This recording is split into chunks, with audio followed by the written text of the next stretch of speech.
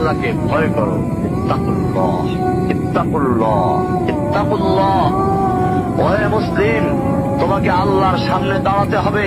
তোমার হিসাব নেওয়ার জন্য আল্লাহই যথেষ্ট, যিনি সব জানেন।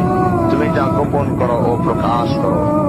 তোমাকে অবশ্যই মৃত্যু বরণ করতে হবে।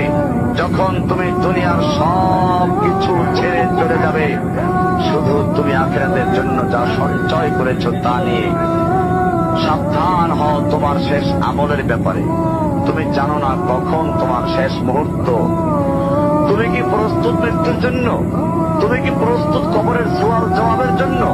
তুমি কি প্রস্তুত ভয়াবহ কিয়ামতের জন্য, হাসরের ময়দানের জন্য, হিসাব নিকাশের জন্য, আল্লাহকে জবাব দেওয়ার জন্য, মিজানের জন্য?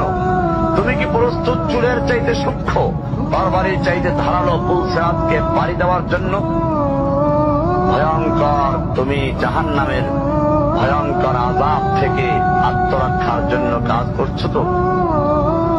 যার ইন্ধন মানুষ এবং পাথর, যার আগুন ভয়ঙ্কর উত্তাপ সম্পন্ন কালো বর্ণের, যা হৃদয় পর্যন্ত জ্বালিয়ে দেবে, এমন উত্তপ্ত পানি যা নাড়ি ভুঁড়িকে বের করে দিবে।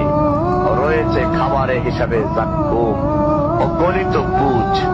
জাহান্নাম অসম্ভব গভীর ভয়াল জায়গা, কঠোর হৃদয় ফেরেশতারা নিযুক্ত, যেখানে শাস্তির মাত্রা বৃদ্ধির জন্য শরীরকে অনেক বড় করে দেওয়া হবে।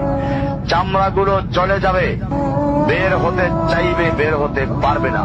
মৃত্যুকে ডাকবে, মৃত্যু আসবে না। ভয়ঙ্কর শাস্তি যা অনন্তকাল ব্যাপী চলতে থাকবে।